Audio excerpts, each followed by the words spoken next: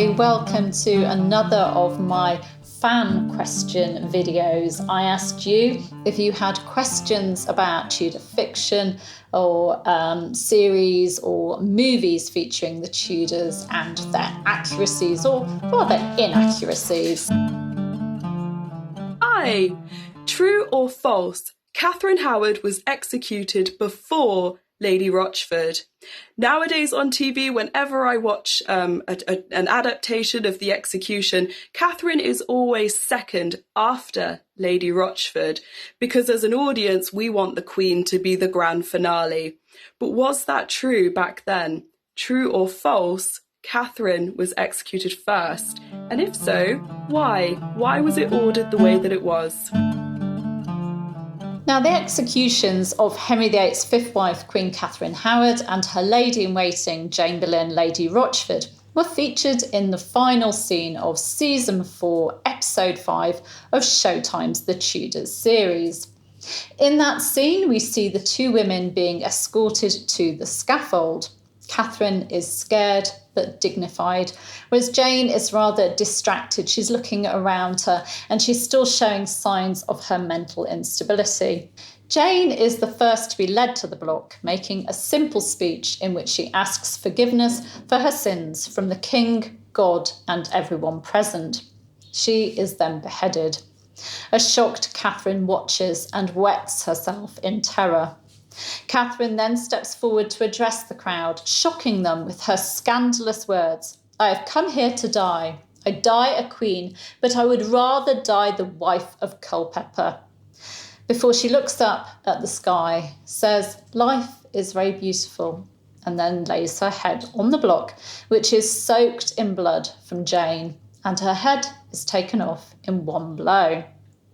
Naomi questioned the order that the women were executed in, wondering if this was done, Jane first, then Catherine, because it was the grand finale of the episode, so the Queen had to be the last one. That was the closing scene.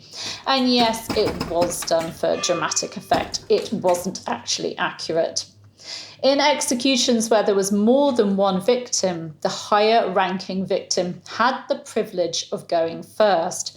So, back in May 1536, for example, George Boleyn, Lord Rochford, as the highest ranking of the 5 men executed in the fall of Anne Boleyn, went first, and commoner musician Mark Smeaton went last. So what really happened on the 13th of February 1542? Well, Catherine outranked Lady Rochford, so she went first and Jane followed.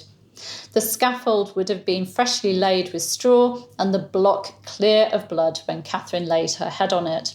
It was Jane who had to lay her neck on a block wet with her mistress's blood. London merchant Otwell Johnson, who witnessed their executions firsthand, recorded in a letter to his brother that both women made the most godly and Christian's end that ever was heard tell of, I think, since the world's creation. And he makes no mention of Jane showing any signs of madness in her final minutes or Catherine wetting herself. As for their speeches, contrary to myth and some fiction, Jane did not confess to helping bring down the Boleyn siblings, and contrary to the Spanish Chronicle, a contemporary source, but a tabloid-style one that was known for its inaccuracies. They had the dead Thomas Cromwell somehow interrogating Catherine Howard. And the Tudors series, Catherine did not say her shocking words regarding Culpeper. Sorry.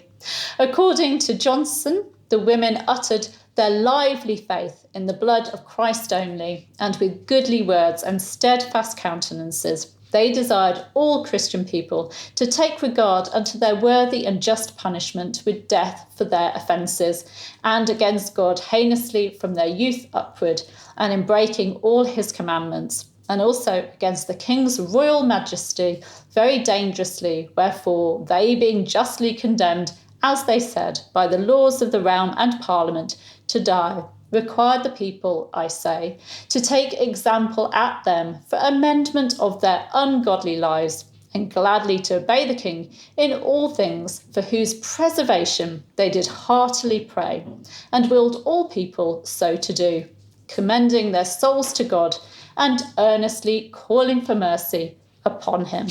So both Catherine and Jane made dignified and courageous ends. Naomi didn't ask anything further about Catherine's execution, but I just wanted to share a bit of trivia. In that episode, when Catherine is led to her cell in the Tower, she is escorted past the heads of Thomas Culpeper and Francis Dereham, which were displayed on pikes. Now, although their heads weren't displayed at the Tower, they were put on pikes on London Bridge, and they were still said to be there when Catherine was taken to the Tower from Sion by river on the 10th of February 1542. In fact, according to Lysander Nucius, real name Gerard Veltwick, an imperial ambassador, their heads were still there when he visited England from mid-1545 to spring 1546. Ooh. By the way, before heads were mounted on the bridge, the gatekeeper would get the head, parboil it, and then dip it in tar to preserve it a while and to put off carrion birds. If it began to smell, the gatekeeper would simply knock it off the pike into the River Thames below. When German Paul Hentzner visited London in 1598, he told of how there were over 30 heads on spikes on a tower of London Bridge. Lovely. Oh, and if a person was quartered, body parts would be displayed in different parts of the city. Those displays were aimed at putting people off committing treason. Going back to the episode of the Tudors, when Catherine is informed that she's going to be executed the next day, she asks for the block, explaining, so that I might know how to place myself. The block is brought to her, and a naked Catherine practices laying her head on it. Well, according to Imperial Ambassador Eustace Chapuis, Catherine did indeed ask for the block. Chapuis wrote, in the same evening, she asked to see the block, pretending that she wanted to know how she was to place her head on it. This was granted, and the block being brought in, she herself tried and placed her head on it by way of experiment.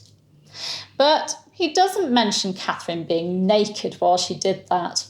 And even though she wouldn't have been in a drafty cell like in the Tudors, but in the royal apartments, I just can't see her braving it in February temperatures.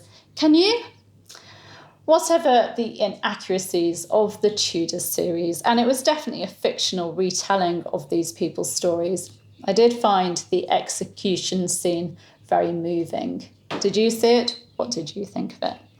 Well, Naomi, I hope that's answered your question, and I've shared a little bit of trivia too. I hope you've enjoyed this video. You can subscribe by clicking around about there. You can hit the bell to be notified as these videos go live, and you can give me a like and leave me a comment. I'll see you very soon. Bye-bye.